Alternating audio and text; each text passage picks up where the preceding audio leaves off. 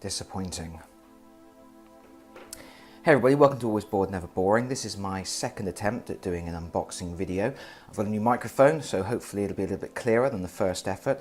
And I thought I'd do something a little bit different by going back to some of the older games that I have in my collection and showing you something which is a little bit of an oddity, a little bit obscure. It's Operation Aliens Combat Game.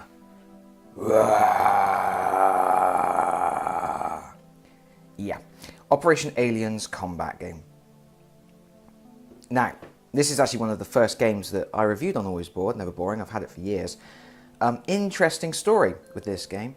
Back in the early 90s, some absolute genius decided that they would make a children's cartoon based on the Aliens franchise. And several companies got behind that idea and they started making merchandise for it. You could get like a plaster cast alien face huggers kit, and there were action figures with like the aliens had little shooty out mouths and things, and for kids.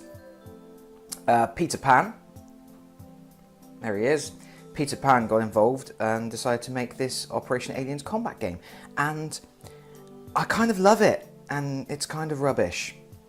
But anyway, let's have a little look inside. Like I said, I did review this on Always Bored, Never Boring. You can go and actually check out my review. Go and check out my review. So I'm going to put the box to one side because I don't want to ruin all the surprises that are in there. The board. That's not the board. That's the back of the board. The board is a work of genius. Oh, it's so bright and garish.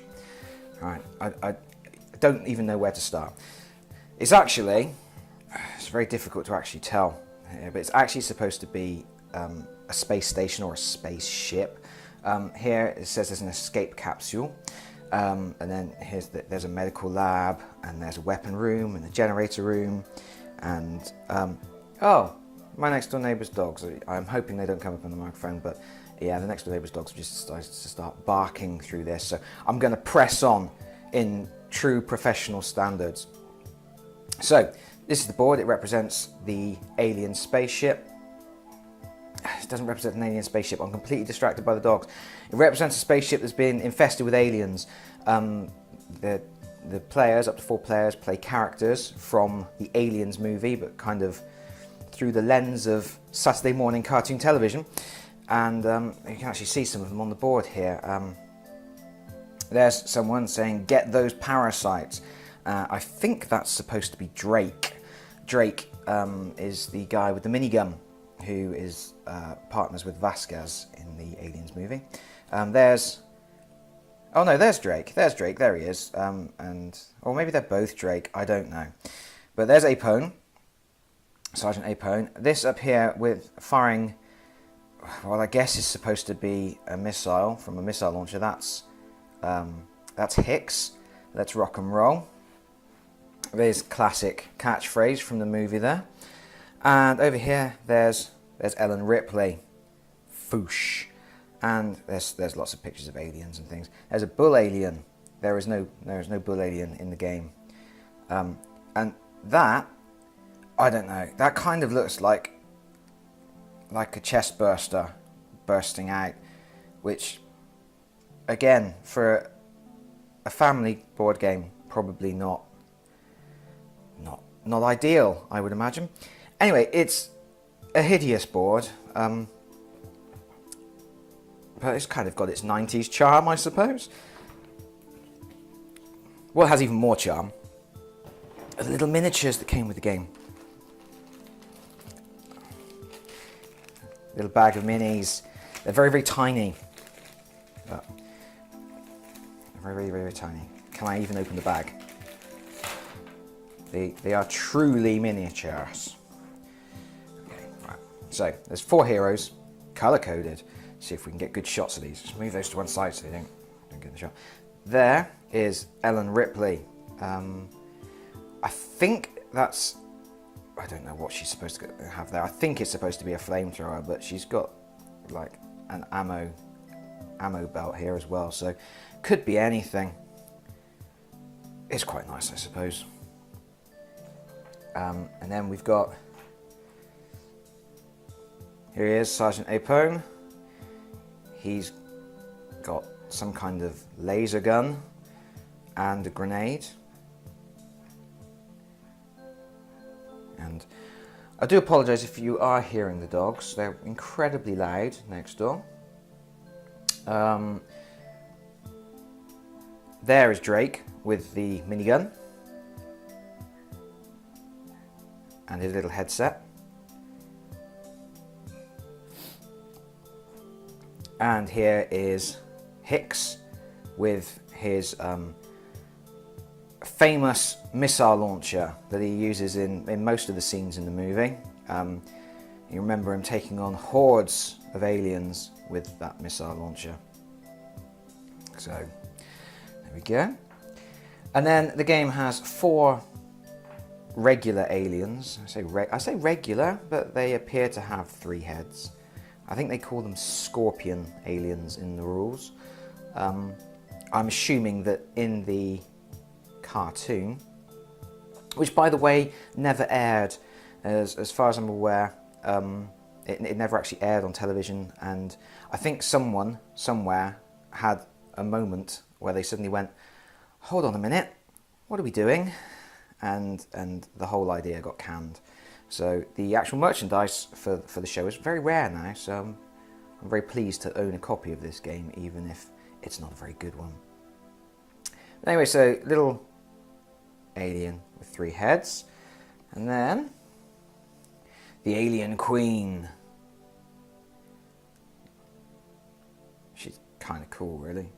She's got some quite nice detail on the face.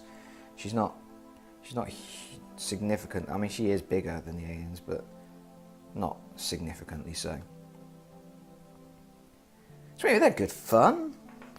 Like I say, you can't exactly produce a swarm of aliens. You've only got 4 in the game. Those are the most interesting things. I mean, the game works with 2 different decks of cards. There's alien cards, which are kind of like a rudimentary AI for the aliens, because everybody's playing a hero moving around in the spaceship, and then each turn you draw an alien card and it does something, and it tells you where the aliens move to. Okay, I can show you. They're not very exciting. They don't have any artwork or anything on them.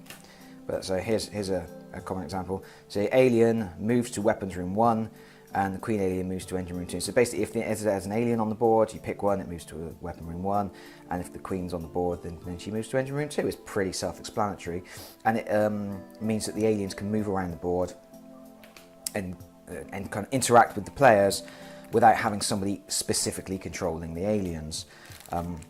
Because, oh yeah, that is it's not a cooperative game. Everybody's out for themselves. Apparently there's only room in the escape capsule for 1 person, and they're going to leave everybody else behind, because I think that's pretty much what Ellen Ripley was like in the movies, as I recall. She's quite selfish, and she was very much all about looking after herself and making sure that everybody else burned in the flames of the exploding spaceships she left in her wake. I believe that's how it went. These are the event cards. You pull these at certain points in the game. Again, there's no artwork on them, but it's got certain things. I mean, this one's quite fun. You've discovered an alien egg. You roll the dice, and on 3 or 4, a face hugger attacks you, which is that's nice, isn't it? Again, there's another card that's just face hugger. You kind of have to be glad that there is no artwork in this particular case, because you'd be traumatizing kids for life. And that's the main components of the game, really. The only other thing of note is that each character, you can tell this is a very old game, 1993, I believe, and my copy is worse for wear. But everybody gets one of these little things. You get track your life points, and the aim of the game is to get 3 color-coded codes that operate the self-destruct mechanism on the spaceship. So once you've got 3 of those, you can activate the self-destruct mechanism and then get to the escape capsule and escape and leave your friends to die. This here, step there. These here, the assault rifle, the grenade launcher and the flamethrower, are weapons that you can find as you're exploring the ship, and they give you a better chance of surviving an enemy attack. And that's it. That's everything you get, really. The rules are literally there's an introduction. That doesn't count as a page of rules. The rules are 3 pages. And remember, in space, no one can hear you scream. And that's all there is to it. It's part of my collection of vintage games. I'm never going to get rid of it because it's so obscure, it's so difficult to find, and it's so odd. And I am a huge Aliens fan, so it's just fun. I'm going to keep it in my collection forever, even if I never play it again. And that's all I've got to say about that. So I'm going to sign off for now. I hope this was a little bit more interesting than my first attempt. Let me know how I'm doing. Let me know if they're too long, if they're too short, if I'm boring you to death, if you'd rather see me doing something different. Just let me know. In the meantime, I'm going to eat this disappointing biscuit. Bye!